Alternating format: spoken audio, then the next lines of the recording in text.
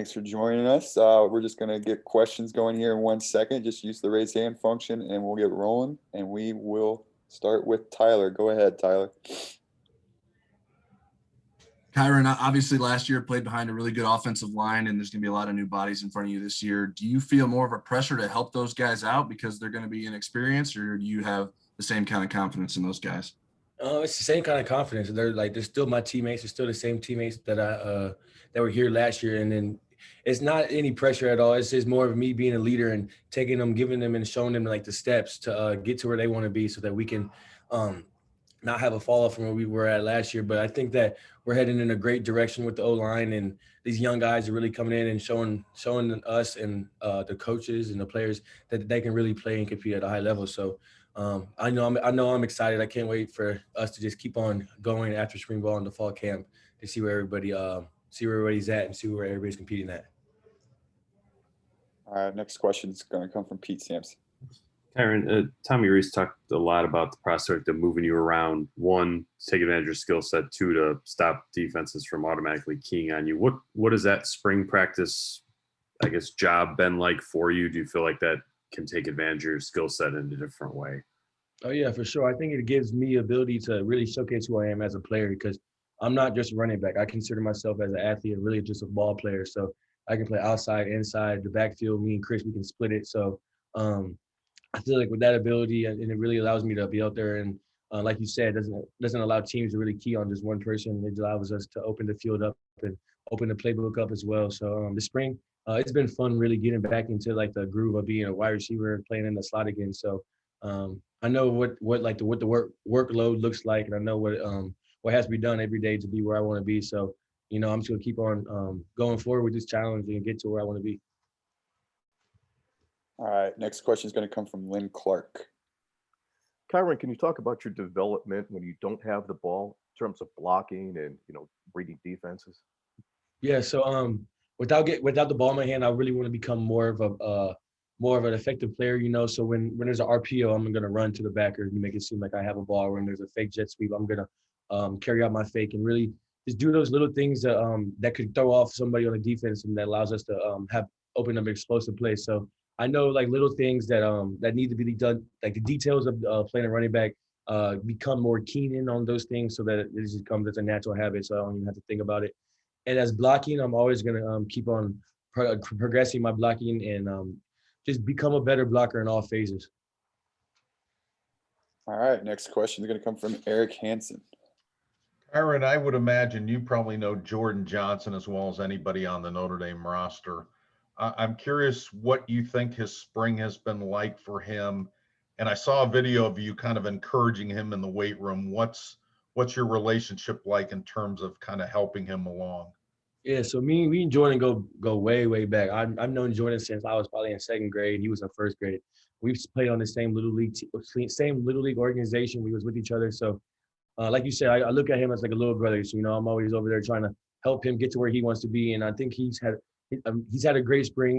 He has to keep working on the little details of everything. But that just comes with being a wide receiver and being a football player. You're never going to be perfect. So he knows that he got to keep working, and come fall camp, that it's time for him to really excel and take off and get to where he wants to be as a player. All right, up next we have Tyler James.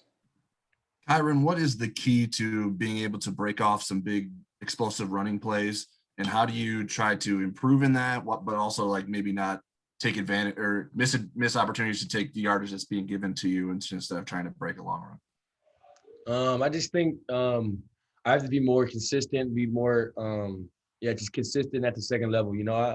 Everybody knows that I can break you down, I can make you miss, but I feel like I have to do that on every single time I get to that second level. And I think that's where at last year, that's what stopped me from having those explosive runs, those 80-yard runs. Is that last second defender level that I don't see. So I know that just after I make that move, that I got to get out that move. So I think just once I keep on working on that and really exploding through everything, that's just where you'll see them big runs come. All right, a couple more questions here. We'll go to Andrew Mentock next. I just want to see if you could talk a little bit about how you've seen Chris Tyree develop from being a freshman last fall to what you've seen him improve on so far this spring, and what it allows you to complement each other well when you're on the field together. Yeah, I mean, just speaking about Chris in general, I feel like he's well beyond his years. He came in his freshman year during COVID and played. Like, he didn't just play 4 games, he played the whole season. So I think there's a lot of things that Chris is raw. He's a really raw football player. So there's a lot of things that he knows that he has to work on, such as like the first contact, make the first one miss. So I think he's definitely getting better at that. He's definitely showing and excelling at that level. He's really good at making people miss in short yardage and really breaking them down. And we all know Chris is good for that big explosive play. So, and he's been showing that all spring. So I can't wait for him to come out this season, this fall camp, and just really show the world what kind of football player he is. And he's just not a running back either, though. Like, he can go in the slot, he can do a lot of different things as well. So there's big things ahead of Chris, and I just can't wait for him to go get that. All right, we're gonna go with Timothy O'Malley next. Karen, just a question of what is the key, in your opinion, as a running back trying to have a successfully and consistent screen game? Just the standard screens, but also all the stuff, the modern quick hits. Now, what is it? Is it timing? Is it just trying to take what the defense is giving you? I think it's a little bit of everything. It's timing. It's being able to bluff a blitzer, being able to see over the lineman, the D lineman, to see where my quarterback's at so we can complete a throw. So I think that there's a lot of different things that come into the screen game plays that as an offense that we're working on, and we're trying to really put in our playbook this year so that we can be multidimensional. All right, just a couple more. Patrick Ingle, go ahead. Kyron, when you look at the offensive line this spring, what have you seen from practice 1 to now after 13 days, as far as how those guys have been gelling, and then just observing Blake and Rocco in particular and their work habits? What do you think kind of allowed them to get the reps that they've gotten so far? I see progress. I don't think there's ever a day that we don't go. There's never a day that we go backwards. We're always moving forward. We always trying to get 1% better. So I think if we just stay with that mentality and stay with that, I guess, swagger as an offense, that we'll be able to just pick up this thing where we left off. And Blake and Rocco, they came in and they showed that they can, like I said earlier, they can play at this high level. They showed that they can compete, and they got the heart and the effort to do that. So there's definitely a lot more learning that they have to do. They're still young, they're early enrollees, and I bet everything's still fast for them. I know probably, but like I said, they just keep on working, keep on progressing to get where they want to be. Sky's the limit for them. All right, looks like a final question from Tyler James. Kyron, field vision is something that's usually attributed to elite running backs. How would you evaluate your vision as a running back, and how do you work on improving that? Man, I think I got the best vision out of just me personally, the best vision in college football. I feel like I've always had that vision. I've always been able to. My dad's always told me since I was little that I've had the best vision that he's seen. So I know that I gotta keep working. Obviously, that there's anything I'm perfect at. So my vision in the football field, just keep on excelling that and be able to see new holes and new things, and really just leave people like, how do you even see that? That's my main goal as a running back, is leave people guessing and wondering how he was even able to make that cut. So just doing those things and being consistent every day is gonna allow me to get my vision better, I guess. All right, that is the final question. Thanks for joining us today, Kyron. Appreciate it. All right, Cam, thanks for joining us. We're just going to go straight into questions here, and we'll start with Tim Priester. Cam, just curious what your reaction was when I presume the coaching staff came to you about the move from wide receiver, and what the toughest adjustments have been since then. And also, Coach Kelly mentioned about he thinks that you are one of the strongest, if not the strongest DBs. Have you always been, strong for your age growing up and against your competition? Starting with the transition, I was excited when Coach Lee, it started back when I was a freshman, when Coach Lee came to me and said they're excited about moving me over to DB. I was honestly expecting that. When I was getting recruited, they've always talked about me playing DB, me playing wide receiver, or me switching. So when they came out to me, I was excited about it. In terms of Coach Kelly talking about strength, just all my life, I took pride in the weight room, just working out every day, trying to get better, trying to get stronger. I always had a skinnier frame, so I always took pride in being strong, and or at least trying to build my strength and things of that sort. All right, we're gonna go to Tyler James next. Cam, well, which parts of playing cornerback come natural to you, and which parts have you had to spend extra time working on because you want them to become second nature? I think in terms of ball skills, that comes really natural. Just being a wide receiver my whole life. I've honestly played DB my whole life. It was just when I came here, this is the first time that I played receiver. So switching over, I transitioned the ball skills. And then on terms of things that I want to work on, I just want to work on mainly my technique, where we're going to be in press coverage majority of the time, 9% of the plays. So this technique at the line of scrimmage, using my length, being along the corner, and things of that sort. All right, next question is going to come from Patrick Engel. Kim, as you watched Clarence kind of come in a weird offseason with COVID and everything going on, and then kind of impress and earn the trust he did to get the role he did, what did you notice just about how he went about that and came in as a freshman? I was excited. I mean, Clarence is always comfortable. He's always relaxed, and he's never worried about anything. And that was something that I noticed quickly. And that was an attribute of his that allowed him to have the season that he had.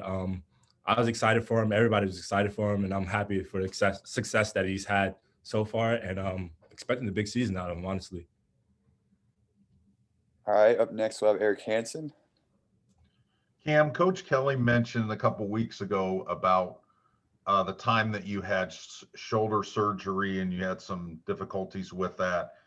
What wasn't real clear was when all that happened and whether any of that was still part of what you were recovering from during last season. Can you kind of shed some light on that? Yeah, I've been battling the shoulder injuries since high school. Last season, I was still struggling a little bit with one of them, but coming into this season, I've rehabbed. I felt more comfortable not using a brace, not being restricted, and it's honestly enhanced my game a lot. I feel a lot comfortable in press coverage. I feel like comfortable tackling, defeating blocks and things of that sort. So I just feel a lot comfortable, feel healthy, and excited for what's to come next. All right, we're going to go to Pete Sampson next. Ken, we've talked to, I think, linebackers and D-lines about just D-linemen about the differences in defensive scheme and responsibilities from Coach Lee to Coach Freeman. Like, how has it changed for a corner? I think there's a perception from talking to Coach Freeman that they're going to ask you to be in a lot more one-on-one man, just best man wins type situations. Have you sort of seen that to be the case during spring ball? Yeah, definitely. Coach Freeman, he's taken a lot of the thinking out of it and more so just being there, being in the right position, using the right techniques. I feel a lot more comfortable in this defense. And I feel like me just having to focus on the idea of denying my man is definitely going to enhance me personally and us as a DB core in whole. All right, now we're going to go to Tyler James. Cam, I think confidence is something that can be a bit tricky for cornerbacks because you might mess up here or there. I mean, every cornerback's going to mess up from time to time. How do you balance and recover from those mistakes and keep your confidence high? I just always keep in the back of my mind that I'm one of the top corners, no matter what. Like I always think next play mentality. We're going to give up. We're going to give up catches. We're going to give up long balls. I mean, you just always gotta. You just always have to have the mentality to bounce back and be able to control your mental, control like your emotions. And I take that with me on the field every day, and it's been playing towards my confidence day in, day out.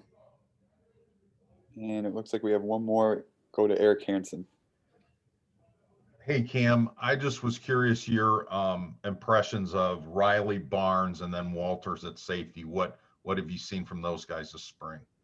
Starting with Philip Raleigh and Barnes, I mean, they're making great strides this spring. I feel like the spring was going to be something that's really huge for them going into the season. They've learned a lot, and they're making strides. I'm excited for them. And then going on to Walters, he's been having a great spring. You can see the aggressiveness in his game and the fearlessness, and we like that. Being older guys, we see that, and we praise that. So I'm excited for them. All right. I think that is the final question. Thanks for joining us today. Definitely appreciate it. All right, Michael, thanks for joining us. All right, for the media, if you have a question, please use the raise hand function and we will get started here, and we'll go to Patrick Ingle first. Michael, after looking at your freshman year and how quickly you were able to earn the staff's trust and get out there, what do you see as kind of the next things for you to do and continuing to grow in that role? Yeah, I think it's just staying doing what I did coming in as a freshman. I had I was very hungry to play. I wanted to be on the field with everybody, and I think that determination has to stay the same. I have to come in and I have to still act like, no spot is like predetermined right now. We have a lot of good tight ends right now, and a lot of good people are playing. I think I just got to keep that hunger. I got to keep that pride, and I just got to keep playing and keep my head down. All right, we're gonna go to Tim O'Malley next. Michael, at your size, it's pretty obvious when you're catching those drag routes or crossing routes, someone's coming at your legs. What is the key? What was the secret for you last year to be able to break so many tackles? And how do you combat that, knowing that, right upon the catch, there could be someone barreling into your knees? Yeah, I didn't really hurdle much in high school. When I started hurdling a little bit in the fall, everybody kept asking me, like, why do you predetermine that? Like, what happens? And really, it's just instinct. I really just catch the ball and turn around, and I kind of just, I wouldn't say zone out, but I remember what I do, but it's all instinct. And it's just catching the ball, turning around, and just instinct takes me over pretty much.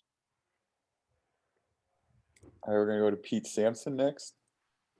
Mike, I was curious about sort of your weight room gains and targets this offseason, because I think BK has referenced a couple times getting stronger. I don't know if that's mostly point of the attack stuff, but what did you want to target most? What were some of the numbers you wanted to hit? And I guess sort of where are you in that progress? Yeah. Coming in, I wanted to stay around 250. I'm at 250 right now, and I think I'm going to stay around 250 for the summer and the fall. Just try to get a little faster at that weight, getting a little bit more muscle, lose a little bit more fat. But I'm going to try to stay around 250. All right, we're gonna go to Tyler James next. Michael, when did you start to feel comfortable about your position last season, being able to go out there and produce on a weekly basis? I think the first day I stepped on campus, I was comfortable. I met all the guys. I met Ian Book, great guy, and met Coach McNulty. Was very comfortable with him, very comfortable with Coach Reese, and I think it was just a matter of getting on the field and showing what I could do. Obviously there was some nerves, there were some freshman nerves, learning the playbook, that type of thing, but right when I stepped on the field and started making a few plays in practice, and people started noticing me, the nerves kind of dialed down, and I knew what I could do, and I was comfortable out there. All right, we'll go to Andrew Mentock next. Last year, when you're on the field, obviously you're playing alongside Tommy Tremble and Brock Wright quite a bit. But now, heading or in the spring, I know there's George Takis too, but you're kind of already the more experienced tight end in that room. Have you also been trying to, develop as a leader kind of going next season? I know you've been on campus for less than a year, but as kind of that most experienced guy. One of the things Coach Reese challenged me coming into this spring was be more of a leader, be more vocal, be more of a leader with your actions too. And I would consider myself the leader of the tight ends room right now, a leader of the offense, and just got to come in and lead through my actions, lead through my words more, be more vocal, and lead the offense. All right, we're going to go to Patrick Ingle next. Mike, going off that, when you look at all the change around you with QB and receiver and an offensive line, how do you view this kind of chance and think about the possibility of a offense or passing game being built around the tight end position, if that's kind of the way you guys go? Yeah, that's what the spring's for. The spring's awesome in that way. We have a lot of new linemen. Obviously, we got two QBs battling it out right now, who are both doing very well and have both been throwing me very good balls in the pass game. And Coach Reese, Coach McNulty, and Coach Kelly do a great job of putting plays together for me. I'm just going to keep doing what they're telling me to do, keep working on the things I need to work on, and if it so happens to be I'm the number one target this year, it's going to happen. But that's not going to be like my set goal for the year. I'm not going to tell myself like, oh, I need to be the number one target getter this season. I think it's just a matter of going and doing what the coaches want me to do and doing what I need to work on, and just letting the game speak for itself. All right, next one's from Len Clark. Michael, can you talk about your development as a blocker on the offensive line and your rapport with the quarterbacks? Yeah, in high school, I would say my number one thing I needed to work on transitioning to college was blocking 100%. I came in at 245. I think that's what I played the season at this fall, and lot to work on, and that's definitely something I've been focusing on this spring for sure. Hands inside, keeping my feet running, that type of thing. And I could say it's definitely improved, and I'm going to keep improving on that and keep working on it. All right, last two questions for you. First from Eric Hansen. Michael, last year was so weird because of COVID and spring practice basically getting canceled. But there were some June arrivals that really made an impact on the team, and you were one of them, and Chris Tyring and Lewis as well. When do you start to make that impression? Because that window in fall camp is so small. Is it something that you can accomplish during the summer and begin the process of kind of fighting for your spot on the team? 100%. I think it starts the first day you get on campus. I remember getting here and texting Ian right away and saying, let's go throw. I mean, and he knew I meant business, and we went through the whole summer. It's a gradual kind of like progression of you make a play here, you make a play there, you mess up a little bit, then you make another play. And I mean, coming into freshman, you're going to mess up a little bit in the summer, but it is a little bit of a small window, but there is plenty of opportunities to make plays and to show the coaches what you have in that small month and a half, 2 months. All right, Tyler, you have the final question. Michael, obviously you had a lot of success last season, but you had some mistakes as well. What were the biggest teaching moments for yourself, and what did you take away from those lessons? There was a lot of things. I would say number one, my blocking needs to get better. That was some mistakes I made. And then obviously overall, just play-wise and playbook-wise, coming into the freshman, you always have those type of mental mistakes. But I would say just I had a few missed catches. That was bad too. I had some very, very bad missed catches. And so I've been working on my hands a lot this offseason. And, that's not really something I focus on. So that's not really something I could talk to you a lot about right now. But I'm just going to keep kind of focusing on my pluses and keep working on positive things and what I can do good. All right, that is it. So thanks for joining us today, Michael. Thank you.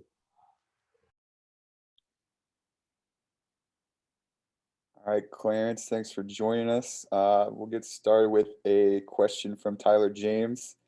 Clarence, you are muted, by the way. Sorry. Go ahead, Tyler. Hey, Clarence, I'm curious. I imagine last year was probably quite the whirlwind for you. Has there been a moment this offseason where you maybe sort of collect yourself and sort of refocus on what you did last season and where you want to improve going into this next season? It was definitely fast last year. I feel like this season I'm just trying to just work on my patience and just trying to slow the game down for myself. All right, we will go next to Patrick Ingle. Clarence, when you look back at last spring and summer before you arrived, doing all the at-home workouts and improvising, can you kind of take us through some of the things you did there and what in particular from there you felt like helped you or when you got here? At home I would just work on working on my breaks, trying to get stronger. And that's pretty much it, really. Just work on my breaks and get stronger before I got here. All right, up next we have Tim Priester. Clarence, I think that even the coaching staff admitted a little bit of surprise at how efficient and how well you had developed coming into Notre Dame. Were you surprised a little bit that things came so fast and for you? And what was the toughest adjustment that you had to make in game competition? I could say I was a little bit surprised. I just didn't know what to expect when I first got here. I was just put my head down and just work. I didn't know what to really expect. But And then what was the second part? Sorry. I think he left. The biggest adjustment was just like the game speed itself. It was just the game speed. All right, we'll go to Pete Sampson. And so I was interested sort of when you felt like you sort of had that game speed adjusted to, like when you felt comfortable out there, and how much of a ramp up was there later in the year when you're getting more of the game speed of Clemson or the game speed of Alabama? What kind of adjustment was that? I want to say I started to gain it one of the Clemson games, I would say, because then at that time I was getting more time out there, and then I was just trying to just work on just staying, uh, just really work on just staying patient, stuff like that, and just actually taking the game in, just trying to slow it down for myself. All right, we'll go to Eric Hansen next. Clarence, I'm curious about the process of being a June arrival and being able to get to the top of the depth chart, and that's a small window. What was that training camp like for you, and when did you get to the point where you said, I've got a chance here to make an impact? When I first got here, it was definitely way harder than high school. The running, the conditioning, the weight room. I just try my best, and I didn't know what to really expect. I was just kept working and giving good effort. All right, we'll go to Tyler James next. Clarence, you had to cover Devontae Smith a little bit against Alabama. What did you learn about yourself playing against a player of his caliber? I was on him a little bit. I really wasn't on him like that, but I would say just working on getting out of my breaks and just on body coverage. All right, moving on next to Patrick Ingle. Clarence, can you kind of describe your mindset and kind of what was going through your mind when you got put in there in the middle of that Clemson game, kind of thrown into the fire for extended work? I'm sorry, what was that? I'm sorry. What was your mindset when you kind of got put in that corner in the Clemson game, kind of in the middle of the game, just kind of out of the blue? It was just get the job done, honestly, because I got confidence because they trusted to put me in there, so I just wanted to just play for the guy next to me, try my best. All right, next question from Len Clark. Clarence, success on the field is predicated by success off the field. Can you kind of just tell us about your development as a student athlete and what you've learned in the classroom that you can take into the football field, if you will? I would say definitely time management and working on like a good schedule. That's pretty much the two things that helped me. All right, moving on next to Tim Priester. Clarence, Coach Kelly mentioned that strength is an area where you need to continue to improve. How are you progressing in that department? I'm really just keep trying harder in weight room and just eating the right stuff. And just trying in weight room, try to get stronger. And another question from Tyler James. Go ahead. Clarence, what are the differences between Coach Lee's defense last year and Coach Freeman's defense last year, and what they're asking you to do at cornerback? And will any of that, do you think, lead to maybe some more opportunities to force turnovers? I would say both defenses are definitely great. Coach Lee was just more quarters based. This one is more just cover one based. But this year is definitely, I feel like it's just less thinking. You just play faster and many chances to turn the ball over. Man. All right, and now we go back to Patrick Ingle. Go ahead. Clarence, following up on earlier, when you're working on your breaks and last spring and summer before you got on campus, is that kind of something you put yourself through, just workout you could do on your own, or did you have someone you kind of met with at a field or something near home that put you through drills and stuff? Usually I would work on it by myself, or I could just go to my old coach, Coach Ryan. I would usually train him throughout breaks, stuff like that. All right, we'll do a last call for questions. All right, I believe that is it. Thanks for joining us today. right, thank you. Have a good one.